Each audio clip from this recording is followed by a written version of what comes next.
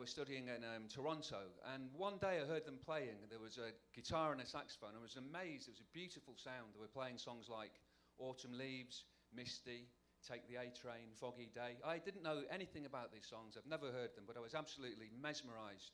And I became friends with them, and they began to teach me all the chords, all about the jazz, all about all the different aspects of this era of music. So that's why I got into it. That was 30 years ago. It makes me feel a little bit old now. So I'm going to start this talk with playing the first tune that I ever learned from the American Songbook, and it is Autumn Leaves.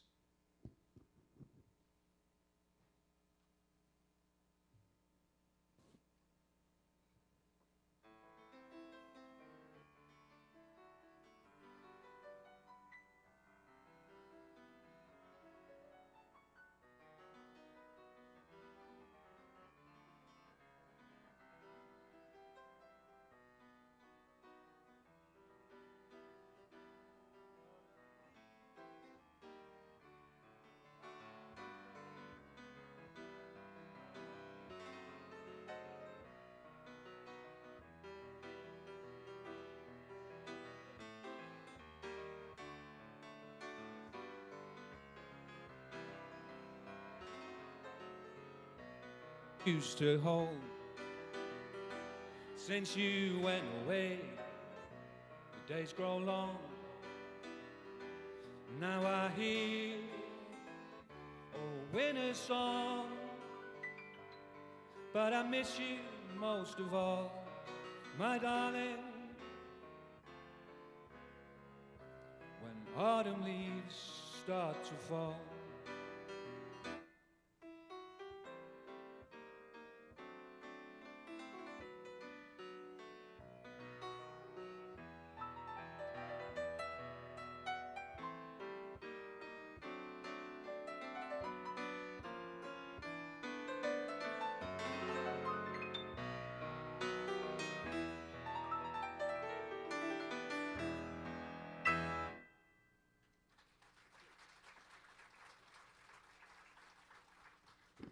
So that was Autumn Leaves. That's the first song I ever actually learnt.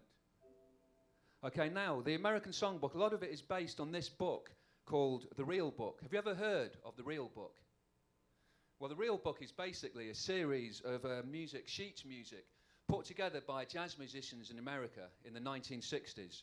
And there's thousands of jazz tunes that were illegally photocopied and put together. And as you can see, you have a melody line and you have a suggested chord. So this gives the musicians all the freedom they need to express the song in whichever way they want, in whichever context, in whichever genre they want. They don't have to play the songs note for note written down in a book. They just have basically a melody line, and they have a chord, and then they can express themselves in whichever way they want.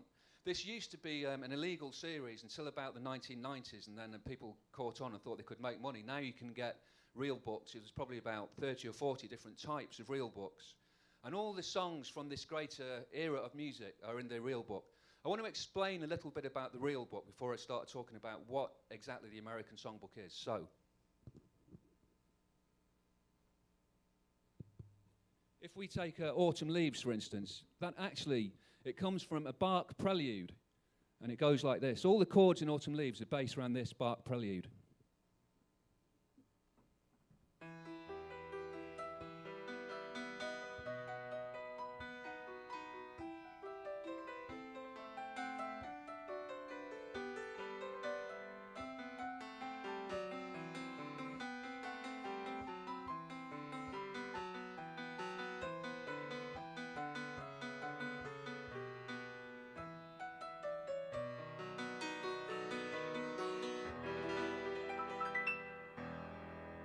So that's the chord sequence. So what you can do with the Real Book is you could play the tune and add simple chords.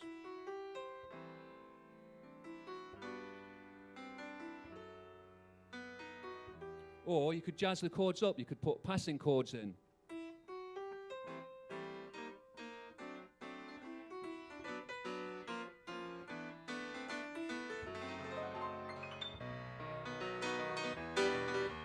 Or you could just play the chords and you could make a comp over the tune. So instead of playing the melody, you keep the sequence and you just make your own right hand up.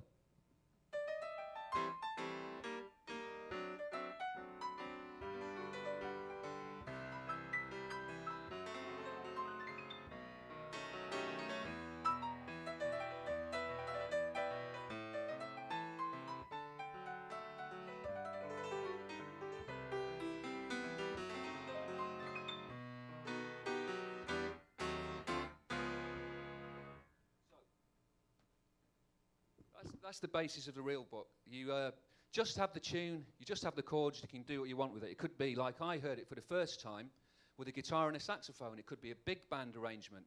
It could be a guy playing the piano instrumentally. You could sing with the chords. There's so much you could do with it. The point is, you didn't have to read the music ad verbatim. It was just literally a melody line and a suggested chords, and of course you could comp over the melody line as well. Now, the American songbook, people think this is a songbook. It's not. It's an era of music from 1900 to 1950 and started in America. It was only ever first coined, the phrase, the American songbook, in 1972 by Alex Wilder. And it's this fantastic era of music that came out of America from 1900 to 1950. Rock and roll ended this amazing era because there was no more variety shows. There was a decline of music and the songs in Broadway, and rock and pop started to enter with the advent of the first amplifiers and electric guitars. It's not possible to play in this talk all of your favourite artists. There's hundreds of them, so if we do miss some out, like Burt Bacharach, Irving Berlin, Nat King Cole, I am sorry. I have some people sometimes coming up to me and asking why I can't play them all. Well, it's impossible to play hundreds and hundreds of these composers. So I'm going to play for you just some of my favourite ones. As I said, it all started in Tin Pan Alley. And a lot of the British bands of the 60s and 70s used to go to New York to pay homage and make a little pilgrimage because, of course, rock music comes from the Great American Songbook. And here we can see a very young Rolling Stones and a somewhat proud Keith Richards, possibly celebrating the birth of a future wife. Who knows? So, do you recognise this guy? You probably don't. Now, the story behind this is in Tin Pan Alley, what the record companies used to do was they'd employ people to sit in an office from 9 o'clock to 5 o'clock with a pen and a paper, and they'd sit by a piano. And all they'd do is, for the whole week, they'd just compose and write songs that came into their head. And then at the weekend, the A&R reps, that's the promotion reps from the record companies, would take all the music that's been written during the week, they'd pick the best songs, and then they'd produce them and make them into records. And so this guy is called Howard Bart. Does that ring any bells? No, it still won't. He was one of these composers working like this in the 1930s. And he'd sit there, you know, Monday to Friday, sitting by the piano, writing his songs. And he came up with a song called In Other Words, which you've probably not heard of either, have you? You have? Okay, well, it started out its life as In Other Words. It sold a few hundred copies. One of the promotion reps from the record company thought it was such a good song, he couldn't understand why it only sold a few hundred copies. So he said, I'll tell you what, we'll re-release it, but instead of calling it In Other Words, we'll call it Fly Me to the Moon. Have you heard of that song? Yes. Now, In Other Words comes into the Fly Me to the Moon song 9 times. In other words, I love you. In other words, set me free. In other words, hold my hands. So that's why it was called In Other Words. But of course, when it changed into Fly Me to the Moon, it was exactly the same song, but it went on to sell millions and millions of copies, and it's still recorded today. So I'm going to give you a quick version of Fly Me to the Moon by Howard Bart.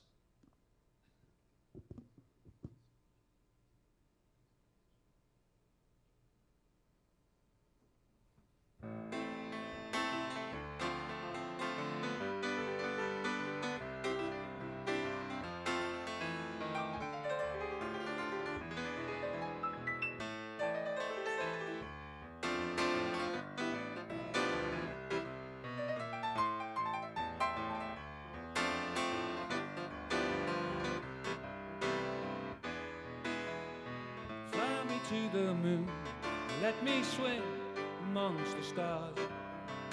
Let me see what spring is like on Jupiter or Mars. In other words, hold my hand. In other words, baby, kiss me. Fill my heart with song. Let me swim forevermore. You are all I long for, all I worship and adore. In other words, please be true. In other words, I love you.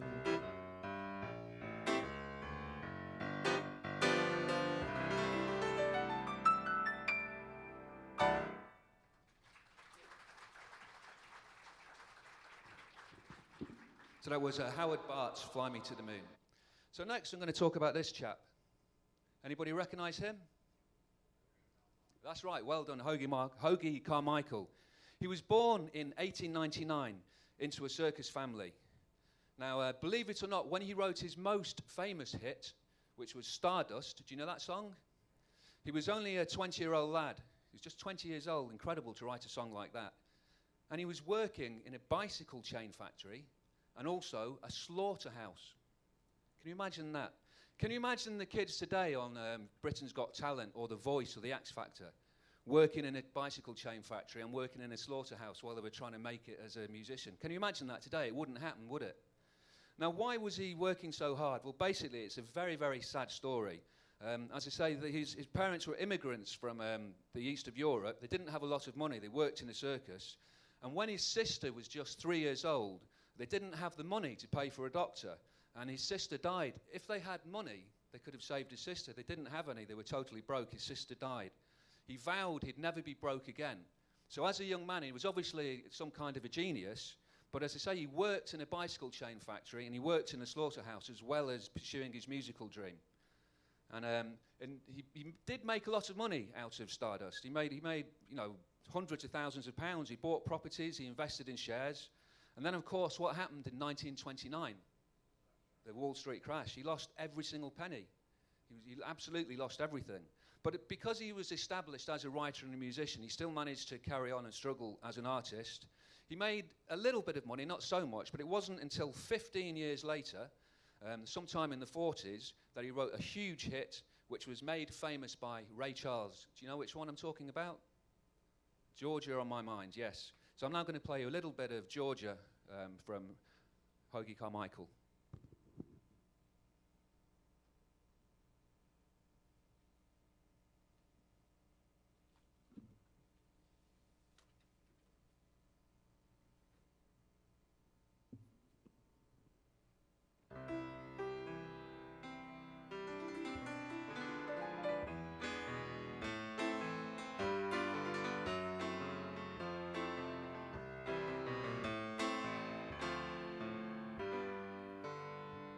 I say, Georgia, Georgia, the whole day through. Just an old sweet song keeps Georgia on my mind. I say, Georgia, Georgia, a song for you. Come sweet and clear like moonlight in the pine. Other arms reach out to me, other eyes smile tenderly, while in peaceful dreams I see the road leads back to you and me. Georgia, Georgia, a song for you. Come sweet and clear like moonlight in the pine.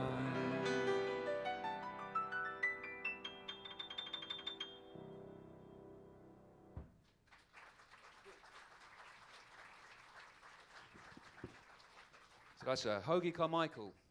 Now, he made great friends with Ian Fleming. You've heard of Ian Fleming, of course, yes? The composer for James Bond. Now, what Ian Fleming said, if he ever imagined what James Bond was going to look like, it would be this chap, Hoagy Carmichael.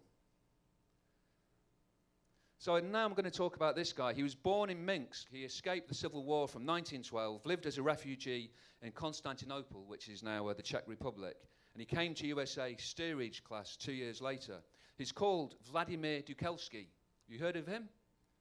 No, no one has. He wrote a famous cello concerto. He wrote a piano concerto. He was obviously a very gifted musician, and he had a scholarship to a music college. The family, again, had no money, but because he showed so much promise, he had this scholarship to the college. But eventually, he was in New York in the 1930s. He started hanging out with a jazz crowd, and he met Gershwin, and he changed his name to Vernon Duke. Does that ring any bells? Yeah, Vernon Duke. And he wrote two massive hits, April in Paris and Autumn in New York, which I'm going to play instrumentally on the piano now. He did make friends with Frank Sinatra, and on the strength of on the strength of April in New York, I'll start again. On the strength of April in Paris, he actually went over to Paris in April. And he came back and he said, Frank Sinatra said to this guy, he said, look, I went to Paris, it was freezing, it was cold, it was raining, it was cloudy, there was no holiday tables, it was horrible. Why did you write that song? He said, I went to Paris in May, but it didn't scan, so I had to call the song April in Paris.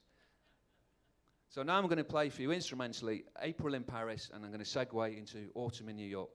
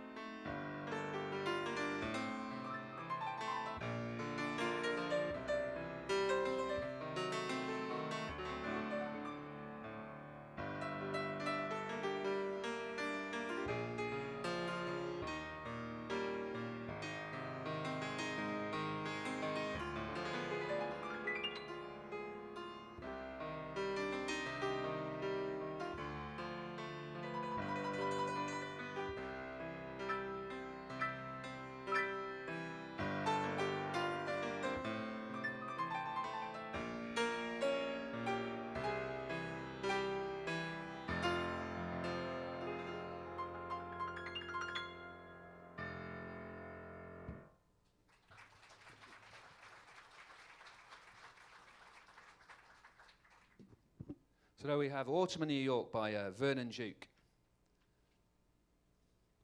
The next chap I'm going to talk about is Eric Mausewitz. Again, he's a rather somewhat of an undersung hero. He was the immigrant of a Jewish Lithuanian descent, but they could only get as far as the UK. There was lots and lots of families at the start of the 20th century that couldn't afford to go all the way to America. They wanted to go to America from Poland and Russia. They were kicked out in the pogroms, and they could only ever get as far as the UK. And Eric Mausewitz was from one of these families. However, he did make it to America in the Second World War, working for MI6 in sabotage. Now, he stayed on after the war, and he met a famous Hollywood actress. She was the most famous Asian Hollywood actress called Mae Wong. And he wrote a song for her called These Foolish Things. Have you heard of that? Now, These Foolish Things is like, I think there's about 15 or 16 verses. I'm only going to play 2 or 3 of them. But every single line of the song is what really, really happened when, to him and his fiancée. And he really missed her when he went back to England. So he wrote These Foolish Things. There's something else about this chap that you might not know. He was actually the original screenwriter for Doctor Who. So there you go, a very, very talented guy. Not only a songwriter, he also wrote plays and he wrote stuff for television. He was the original writer of Doctor Who. He also wrote another huge song called Nightingale Sang in Berkeley Square. But I'm going to play just a couple of verses from These Foolish Things.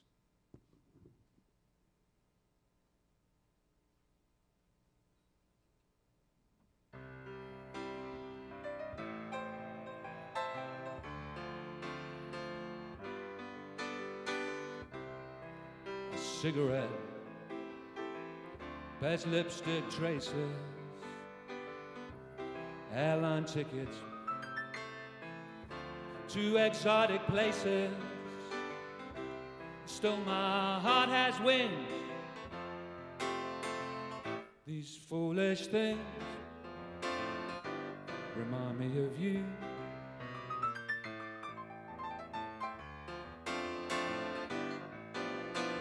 A tinkling piano in next door's apartments. These stumbling words showed me what your heart meant. A fairground's painted swings. These foolish things remind me of you.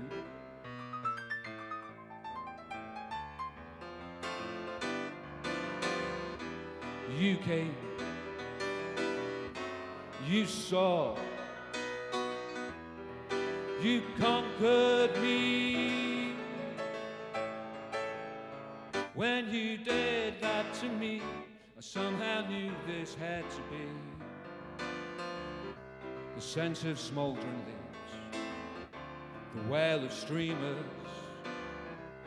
lovers walk the streets, walk like dreamers, and how the ghost of you clings. These foolish things remind me of you.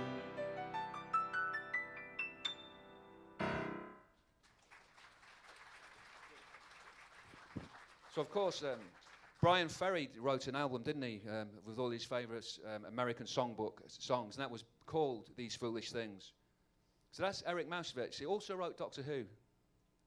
Now, this is one of Frank Sinatra's famous songwriters. Now, I've been talking so far really about musicians, and of course it's the American songbook. We're talking about songs, so we can't forget the scriptwriters, can we? Now, Sami Khan, again from Austrian Jewish descent. He came over to the USA in 1914, and he lived with his family in the Catskill Mountains. Now, they were from a poor Russian family. He wasn't allowed to play the piano as a child, as his father believed playing the piano was for women. Do you agree with that? No, I don't either. His father wouldn't let him, a big butch Russian guy was like, no, you're not playing the piano, that's for ladies. In the end, he said he could have violin lessons. He had 3 violin lessons, and he hated it so much, he realized he didn't want to become a musician. But he was fascinated by music. He loved music. He was involved in the scene as a young teenager, and he had some real hits writing the lyrics with Jules Stein. He wrote the music. So, sorry, there we go. Jules Stein wrote the music. And his most famous hits were Let It Snow, High Hopes, All the Way, Call Me Irresponsible. Now, I'm going to play 2 instrumental songs. I'm going to play I Fall in Love Too Easily and segue into 3 Coins in a Fountain. And this is Sami Khan and Jules Stein.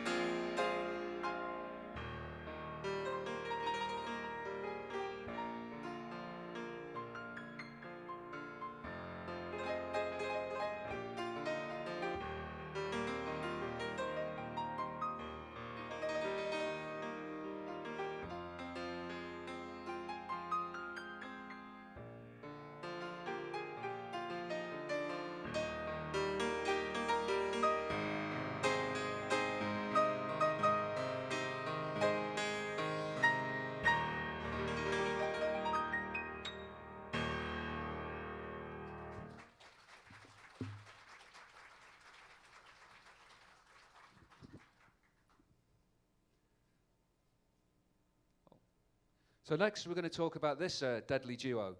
I'm talking, of course, about Richard Rodgers and Lorenzo Hart. Now, they were, talking about Richard Rodgers first, basically, again, from a Jewish immigrant family. Now, can you start to see a link here? Basically, all the composers I'm talking about, they were all street kids, basically. They weren't from nice, posh, middle-class families. They didn't have a lot of money. They learnt the music on the street. This is possibly why this great era of music occurred, because they were hanging out with the black guys that were playing the jazz. The jazz started out with African musicians coming to America, singing in the fields, the slaves. They were singing Negro spirituals and the hollers and the chants. And it was basically the African rhythms and the African scales mixed in with Western music. So you got like blue notes, you got minor thirds, you got augmented fourths, you got flat sevenths, you got syncopated rhythms. So basically, all these people I'm talking about now, they were all young kids living on the street, learning music from playing by ear. And they had such inspiration, they had difficult lives, they had everyday problems, and they weren't gifted, they weren't from rich middle-class families, as I say. And because of this, and because they had so much passion, this is why we had this amazing era of music, I really believe. So talking about Richard Rodgers, Oscar Hammerstein wrote basically the big hits were Bewitched, Bothered and Bewildered, Small Hotel, Manhattan, Blue Moon, The Lady is a Tramp, Falling in Love with Love, Where or When, and my favourite one was My Funny Valentine. Do you know that song? Now, I used to work, anyone been on the Adonia ever on P&O? Yeah, I used to work on that ship, and we had a very, very officious cruise director. And basically, she used to do things like, she'd make you on formal night stay in your bow tie and your jacket the whole night. And it's hard to sing with a jacket and a bow tie. And, you know, she wouldn't let you take your bow tie off and stuff. And she was a stickler for time. God help you if you were 30 seconds late for a set.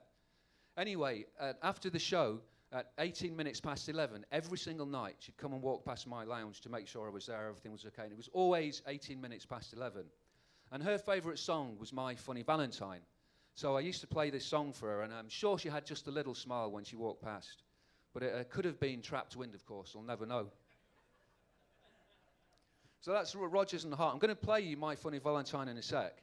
But first of all, Richard Rodgers fell out with Lorenzo Hart because Lorenzo Hart was a big drinker. He was only a tiny little man. He was only 5'7". And he was a very, very dark and complex personality. He wrote a lot of the words. A lot of the words were very dark. He hated himself. He used to get very drunk. And it got to the stage where Richard Rodgers couldn't go out in public with Lorenzo Hart anymore because he was causing arguments, he was causing fights, he was getting drunk. Despite the success of their partnership, he just couldn't work with him anymore through alcohol. So he teamed up with this guy, Oscar Hammerstein, and the rest, as they say, is history.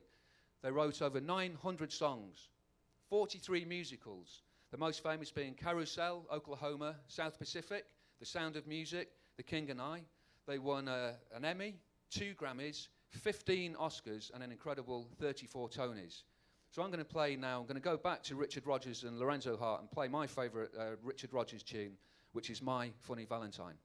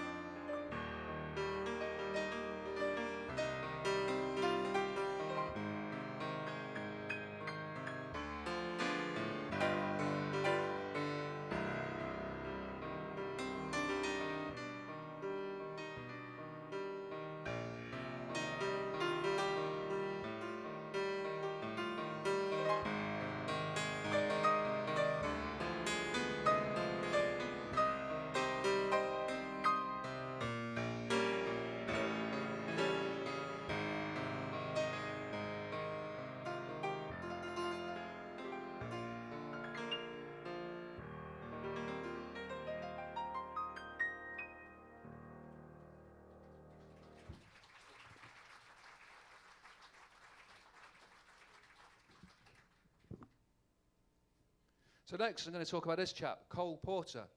Now, unlike the other composers I've mentioned, Cole Porter was born from a rich aristocrat. He was from a posh family. Okay, he was from a posh family. But when he was in his early 20s, he had a tragic riding accident which crushed his leg. He eventually had to have his right leg amputated from the knee. And he was in constant pain. And because of this, he became addicted to opiates, and he became a heroin addict. And he was also a homosexual, which was illegal at the time. So you could say he was a somewhat tortured soul. And the story goes, at the time of his riding accident, as he was waiting for the ambulance, he actually wrote the song, At Long Last Love. So that was the start of his real big hits. You know, he was a passionate composer, but he had a difficult and troubled life. Possibly because of this, he wrote so many huge hits and so much incredible music, including Begin in the Begin, I Get a Kick Out of You, Got You Under My Skin, In the Still of the Night, and Kiss Me Kate was the longest ever running show on Broadway. I'm going to play you now one of my favourite Cole Porter songs, which is Night and Day.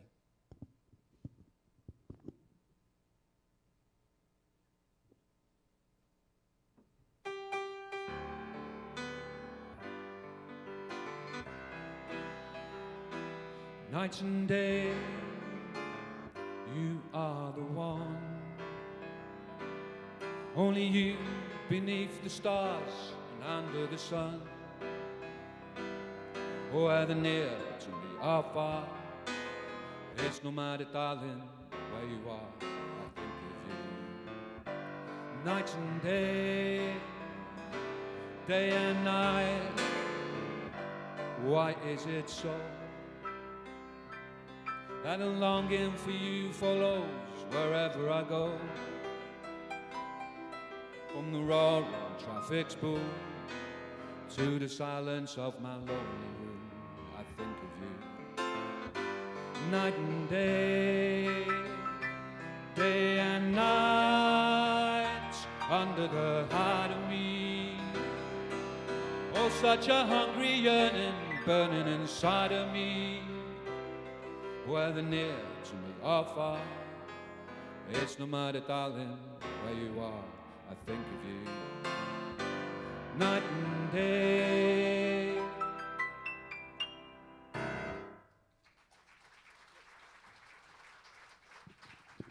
So there we have Cole Porter. Okay, next I'm going to talk about Gershwin. Again, Russian, Lithuanian, Jewish descent. Worked in Timpanelli as a songwriter. His first ever song was, you can't get 'em when you want 'em. When you've got 'em, you don't want 'em. Now that earned him $5 back in 1917, which I'm sure the passengers on the Saga cruise ships will tell you went a long way back then. In 1922, he rose to fame composing Rhapsody in Blue. That was his big moment. He also wrote American in Paris, Porgy and Bess, I Got Rhythm, Shall We Dance, Foggy Day, and he wrote, of course, with his brother who wrote the lyrics. Now, he met Ravel, and Ravel, you know, as in Ravel's Bolero, the classical French composer. And Ravel, he said to him, will you teach me something about composition, something about harmonies? Ravel said, I can only make you a poor Ravel when you're already a brilliant Gershwin. He had no luck there then, so he went to Schoenberg, who was the creator of atonal music and modern music. He said to Schoenberg, can you teach me something about music theory? Schoenberg asked him how much he was earning. When he found out, he said, it's you that should be teaching me. In real terms, he was the richest ever composer in terms of how much he was earning from his royalties. He was also something of a ladies' man, and it is possible we might not have ever heard the greatest songs that Gershwin ever wrote, because what he used to do was save his best songs and keep them in his house by the piano, and if he met a lady, he'd bring her back to the house and say, darling, I've written this song especially for you. So it's possible we never even heard his greatest songs. Tragically, though, in his 30s, he was playing in Carnegie Hall. He was playing Concerto in F, and he started playing wrong notes. This never happened. And he blacked out on stage. He was diagnosed with a brain tumor, and he died at just the age of 38. Can you imagine that? With all that music that he wrote, all that success. What would have happened if he'd lived till his 60s, if he'd met George Martin, if he'd got his hands on an electric guitar or an amp? Can you imagine the sort of music he could have written? It's incredible, really. He wrote so much just at that short age. Tragically short-cut life. I'm going to now play my favourite, which is Summertime. I used to play this to my daughter when she was 4 months old. Have you ever had children with colic? And they don't stop crying, do they? So I used to sit there, I hold her in my arms, and used to play, and used to sing to her, because it is a lullaby, of course, from Porgy and Bess. So I used to sing Summertime to her. But with hindsight, it just made her cry even more, really.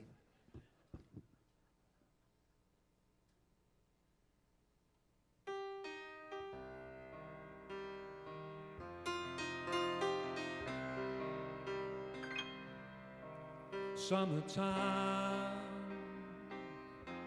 and the living is easy.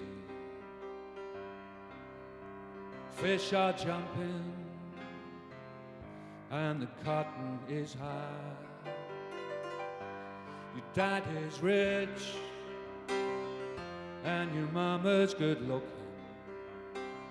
So hush, little baby, don't you cry. One of these mornings, I'm gonna rise up singing. Spread your little wings, reach for the sky. Until that day, nothing's gonna harm you. Mama and Papa standing by.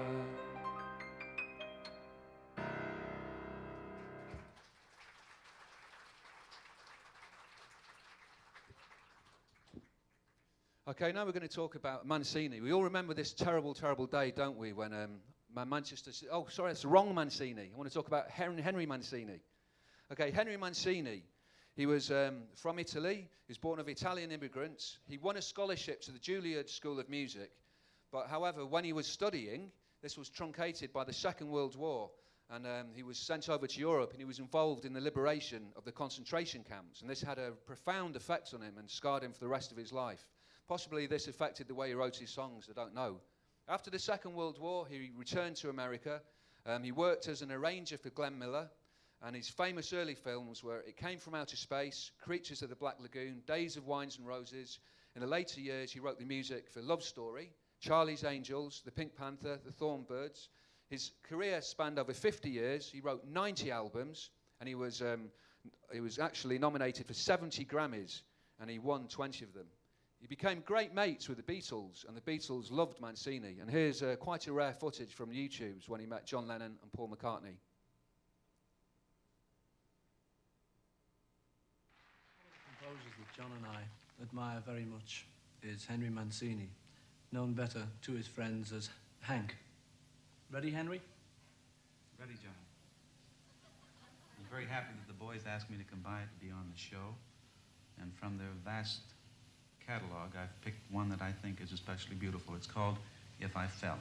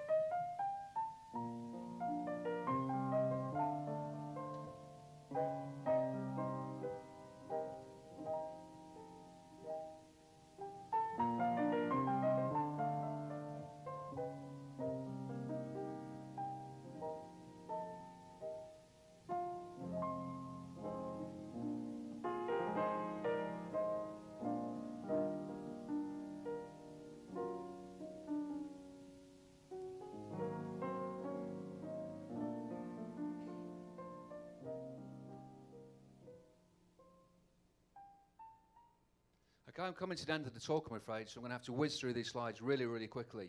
Just quickly, Jerome Kern. He wrote over 700 songs. Can't Help Loving That Man, Fine Romance, Old Man River, All the Things You Are. A funny story about him, again, he's a Jewish immigrant. His father didn't want him to work in the music industry at all and forced him into the family business. One day was made to order 2 pianos, but by mistake, he ordered 200 pianos. And so his father knew he'd never be a businessman. So he let him do his own thing. Now we're talking about Fats Waller again, from a poor African-American family, youngest of 11. tiny, tiny little hands, but famous for all the octave passages, famous for Ain't Misbehaving, Honeysuckle Rose. But I'm going to finish this talk with my favourite pianist of all time, Errol Garner. Again, born into a poor Afro-American family. He never had a music lesson in his life. However, this anecdote, he went to the Carnegie Hall and he heard a famous Russian classical pianist called Emil Gilles. And Emil Gilles played an original sonata from start to finish. And Errol Garner, remember, he's never had a piano lesson and he doesn't read music. He went back home and several witnesses said he played the whole sonata from start to finish, note for note, just from ear. Now, I think you've got to be born with a talent like that, haven't you? You can't learn that, I don't think. So anyway, thank you very much indeed for coming to my talk. I'm going to end this show with my favourite pianist, Errol Garner. Thank you so much. Thank you.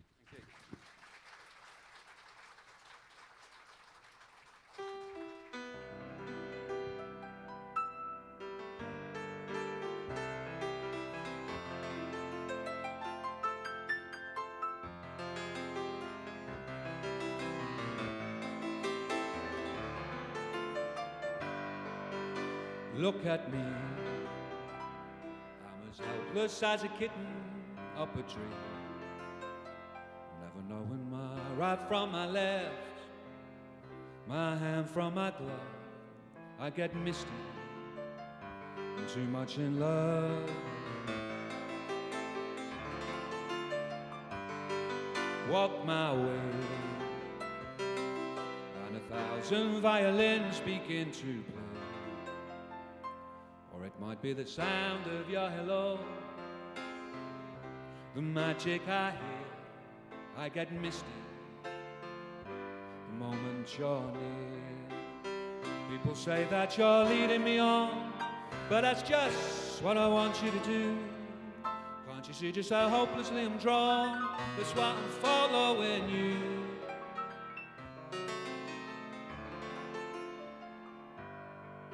Walk my way, and 1,000 violins begin to play. Or it might be the sound of your hello,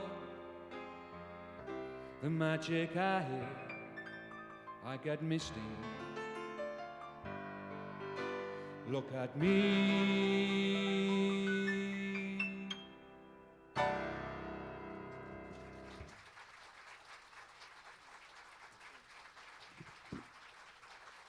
So, thank you very much for coming to my talk, and I do hope you enjoy the rest of the afternoon. Thank you so much.